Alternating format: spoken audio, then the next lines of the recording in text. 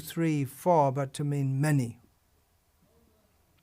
So not one, and Sringha.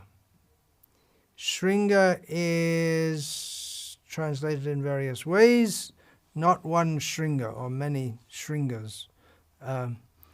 And this is another nasty name, if you like, or not nasty. All the names of Vishnu are blissful and uplifting. There's nothing nasty about them, but it's another name in connection with what the enemies of Krishna and the devotees see as being nasty, and this is more connected with the rasas like Bhibatsa and Bhayanaka, the Bhibatsa that of disgust or horror, and Bhayanaka is fear, and of course with Vira Ras, which can be there in it can be there for fighting the enemies, it can be there in Sakya Ras, it can be there in Madhur Ras. But this name, it's another name connected with Krishna's violence, his blissful violence. So the route that most of or many of the commentators take is derives and comes out to be himsayam. So that word, at least the word ahimsa, non-violence, has become well known in English, courtesy of Mahatma Gandhi. So the opposite of that is hingsa, violence. So particularly the meaning is given here, hingsayam, to tear to pieces, to kill, to hurt. And others, another meaning, means of destruction. And other meanings given are radiance and a means for protection against obstacles from others, which again comes out as violence. And there is another meaning, which I'll get to later. So, Sri Parashara Bhatta, combining the meanings of previous names with this name, to bring out the meaning of this name, and again explaining this in terms of Krishna, especially Krishna at Kurukshetra. He uses the term to explain this name, hingsa sadhanam, the means by which Krishna hurt others or was violent to others. And he takes this to be na eka, not just one means of causing distress to his enemies, but many means. Krishna had various ways, and Parashara Bhatta elucidates this by bringing out instances from the Mahabharata, the various ways in which Krishna brought about the destruction of the enemies of the Pandavas. And examples given, giving good advice is most famously to Arjuna, but also the Pandava leaders would have a council of war before the war, and then every night after each battle. And Krishna was always present with them, giving good advice. And of course, most famously, Krishna gave good advice to Arjuna to fight,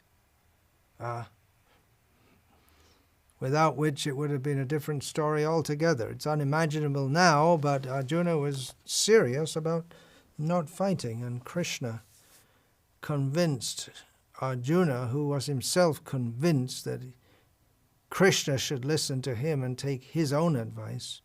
He turned around the mind of Arjuna and gave him good advice, which really made a lot of difference.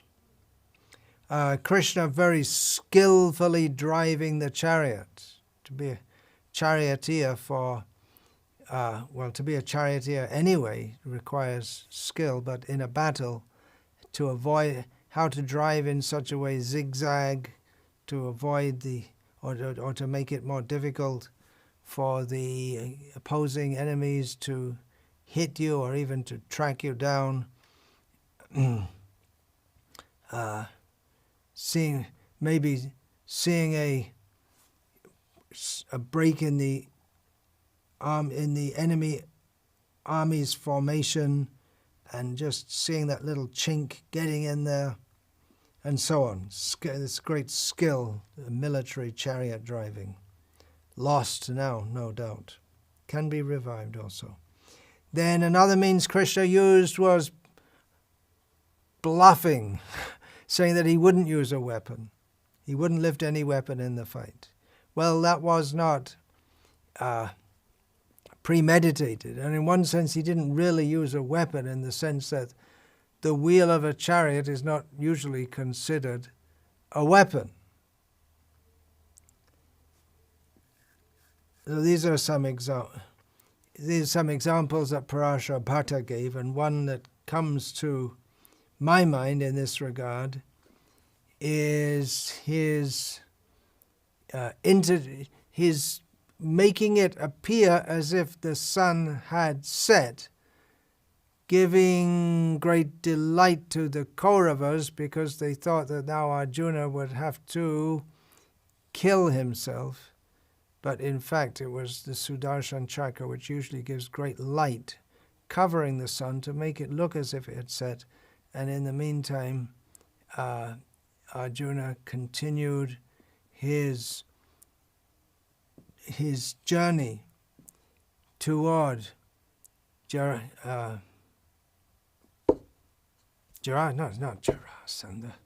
Toward, what's his name? Jayadratha, toward Jayadratha, and came within about a couple of miles, and that was enough distance for him to shoot an arrow and lop off the head with the sun still not set. So Krishna, he did all kinds of things, all kinds of ways, not just one, Naikasrngah, not just one means to be violent. And Baladev Vidyabhushan gives almost the same meaning. He has multiple ways to annihilate Arjuna's enemies. Parashara Bhatta uses the meaning of the name to annihilate the enemies in general, but then he gives the example of Krishna in the Mahabharata war, and Baladev Vidyabhushan, he specifically says to annihilate Arjuna's enemies. And there are all kinds of ways. Just I mistakenly, to my mind, came Jarasandha, and that was quite amazing, the means that Krishna adopted. This time taking advice from Uddhava, but then how they went, Krishna, Bhima, and Arjuna dressed as brahmanas, challenging for a battle, and ultimately, after 30 days of intense fighting, Krishna gave a hint, which he could have done on the first day, but he also likes to watch a good wrestling match. And in this way, he actually glorified Jarasandha, because Jarasandha had to be killed, but Krishna just gave him that honor of killing him via Bhima, killing Jarasandha in a very unusual way. This, if we say Sringha means a means for inflicting injury, this is really unique. Only Krishna could have thought of that, or only Krishna could have thought of that, and so that's another example of how he does his nasty killing business, sometimes through others. Now, Sringha, one of the meanings I didn't give, but it's a very common meaning of the word Sringha, is horn. So what does this mean? Who has more than one horn? Actually, if we say Naikasrngah, if we say it's not one, it could also mean 0 horns. Or maybe you could say 0.79 horns, although that's a bit strange. Sometimes you see people cut the horns of cows partially and let them have part of their horn. What does that mean? Well, there is one-horned Varahadev. Varahadev appeared with one horn, but which avatar has more or less than one? Many horns. Let's think. I was thinking, what could that be when I saw the name? Actually, I know the name Naikasrngah from way back because Jayapataka Maharaj gave that name to one of his Malaysian disciples. So I knew him from the 1980s. So I knew the name, and I knew the meaning, but I never really thought about it that much. Which avatar has more than one horn? And when we think about it, we think about it and we don't know. Two-horned rhinoceros avatar? I'd never heard of that one. Anyway, we get the answer from Shankara. Shankaracharya says, one meaning of the word horn is the Vedas. Now you may say, well, in that case, Shringa just directly translates to Veda, and it doesn't mean horn at all. But no, there is an instance in the Rig Veda where there is a description of the Chatvari Shringa, 4 horns, Trayasya Pada, 3 legs, Dve Shirshe, 2 heads, Sapta Hastasosya, and 7 hands. So it goes on to explain that the 4 horns referred to here, this is from the Rig Veda, it's Parokshavada, it's indirect description, that the 4 horns refer to the 4 Vedas, the 3 feet refer to the 3 daily sacrifices, and so on. So in this way, the Supreme Lord is described in this way. And it's 4 horns, but the 4 horns means the 4 Vedas are of him. And we'll find in an upcoming name quite soon is Chatur Veda Vit, he who knows the 4 Vedas. Oh, gave it away. Well, there's a lot to say. Now, another meaning given is that he can be controlled or reached with the 4 horns of Pranav. Pranav means Omkar. Omkar, yeah. They're in Pranav is the word which indicates the sacred syllable Om. Pranava Sarva Vedeshu, we find in Bhagavad Gita. In the Vedas, Krishna says, he is represented by Pranav, the most sacred syllable in the Vedas. So there are 4 horns, or the 4 elements, which are Aka, Uka, Maka, and Nada. In other words, Om is pronounced A, U, Ma. When these 3 syllables are joined together, A, U, Ma, then we get A, then we get Aum. Oh, it's written in English A-U-M. And in Sanskrit, it has its own syllable, at least if it's written in the Devanagari script, and in Tamil script and every script. And so what's nada? Nada means the sound, continuing sound. Nada is there's a whole science of nada, which is briefly described toward the end of Bhagavatam, the mystic science of sound. And nada is that sound which, in this context, is the sound which remains when one chants Om. That continuing sound at the end is nada. So these are a, o, ma, and the continuing sound.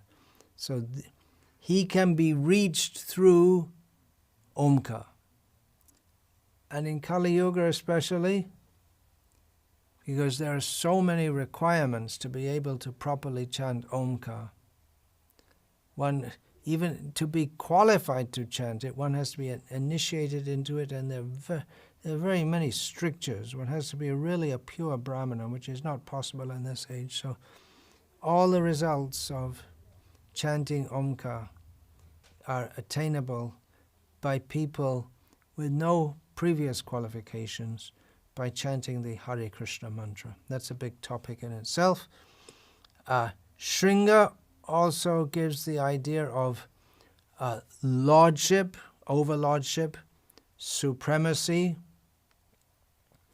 and this name can refer to many aspects of many, if not most, if not all of the aspects of the Supreme Personality of Godhead. This is an absolutely huge subject. Just to explain the different aspects of the godliness of God, or the godness, that's a better word, godness of God, what makes him God, is a huge topic, which is the subject of all the Vedas, all the rishis, since time immemorial, summarized in Vishnu Sahasranama. So instead of trying to elaborate on what are all the different qualities that make him God, we can just say, well, that's why we're doing a series of talks on Vishnu Sahasranama. And the essence of his godness, Madhurja Bhagavata Sa, Chaitanya Mahaprabhu, Krishnadas Kaviraj in Chaitanya Charitamrita says that sweetness, divine sweetness, is the essence of his godness. Another meaning of the name Naikasrngah, he has many aspects of his role as a bestower of his devotees' wishes. In other words, in many ways, he fulfills the desires of his devotees. Devotees basically have one desire, to serve Krishna, but that may be expressed in various ways, as we see, for instance, when Chaitanya Mahaprabhu offered boons to all his devotees, when Chaitanya Mahaprabhu was sitting on the throne with his manifesting his opulence as Vishnu. He was sitting on the throne in the house, in the puja room. He was sitting on the Singhasana, or the place of worship of Vishnu. He was sitting in the house of Srivas Thakur and showing himself to be the Supreme Lord and calling all his devotees one by one, praising their qualities, and then saying, what boon do you want? And each devotee would say something different. They're all devotees, but someone would say, may I serve my Guru life after life. May I have complete devotion to your lotus feet. Sridhara, the poor banana leaf seller, poor means indigent, poverty-stricken. He said, may I life after life continue to fight with that Brahmin boy who comes and tries to steal away my produce. You have to know Chaitanya Bhagavat to know that, because that boy was none other than Nimai Pandit himself. So in various ways he fulfills their desires.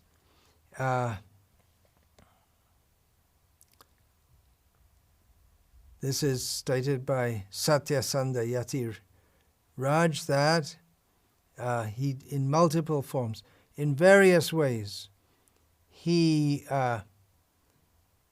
another way is that he establishes dharma in various ways, and that we see in the different avatars. They all come dharma samsthapanata, for re-establishing dharma, but they do so in various ways. By protecting the Vedas, we have among the 10 avatars, the first is Matsya, who protects the Vedas, and Hayagriva also protects the Vedas. So there's no dharma without the Vedas.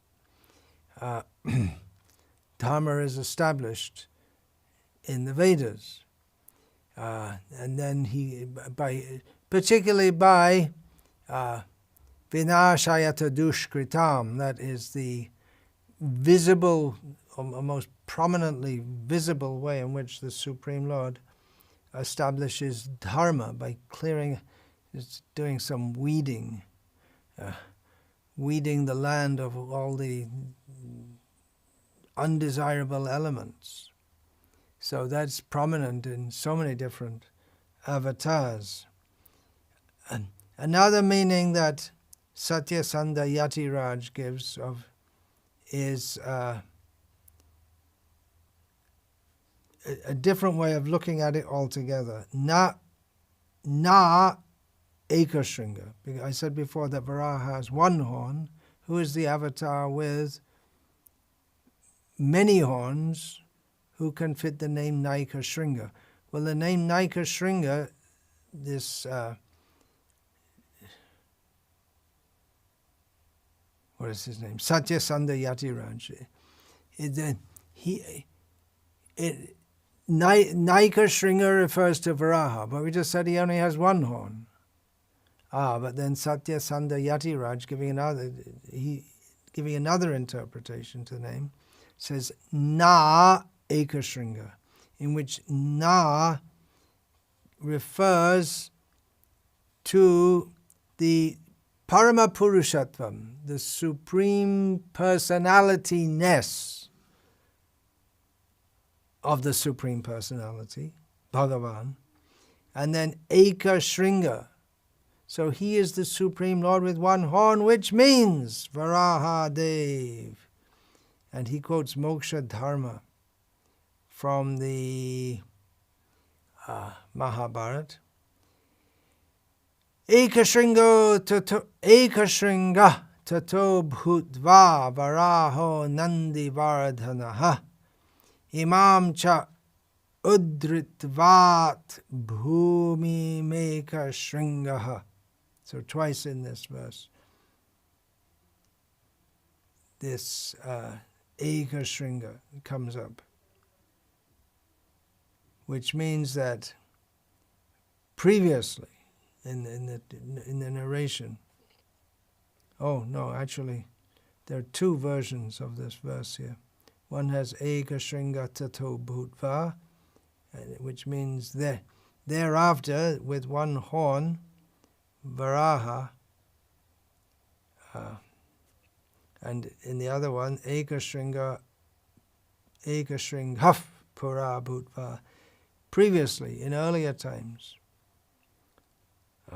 So there are different recensions.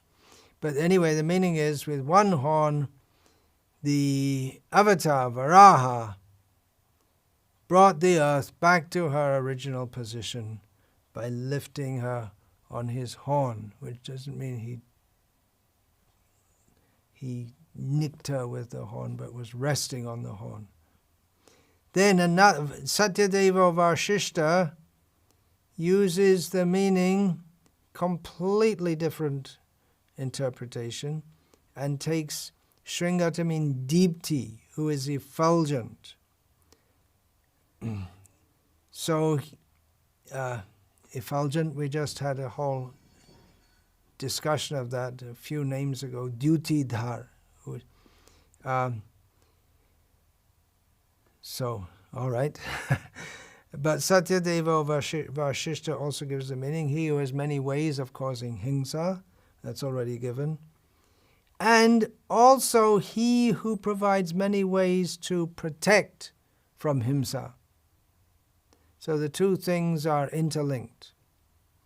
Just like in Britain, they refer to what might more realistically be called the Minister of War. Ministry of War and Ministry of Violence is euphemistically called the Defense Ministry, and that has been adopted in India and maybe other countries that adopted the British parliamentary system after being released from British political rule. So the two things are interlinked. You may attack someone and it's violence, but if you defend from violence, you also generally violence is required. And Satyadeva Vashishta, as often he does, sees and conveys to his readers the role of the Supreme Lord within the creation, and the name Naikasrngah to mean he gives many ways to ward off danger.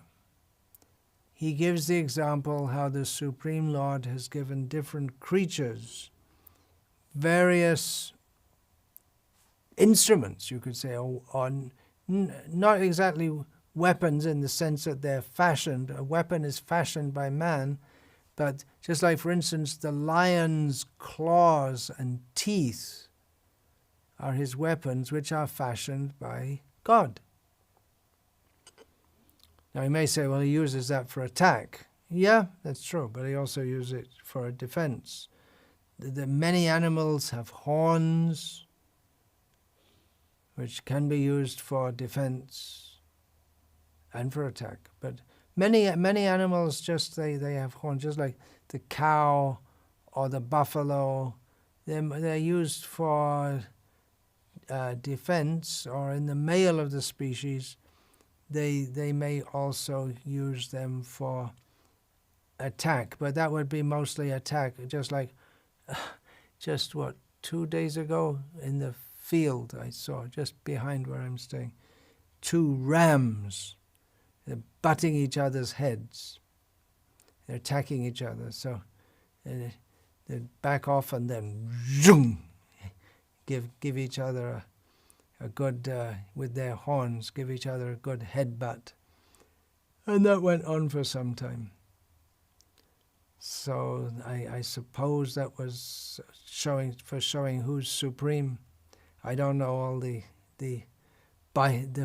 biological or the psychology of sheep or whatever. Someone who studied, they may be able to tell us. But the point, yeah, even the horns of a ram are very different to those of a buffalo. And even among buffaloes, we find different kinds of horns. But everything is given by Krishna. The tusks of an elephant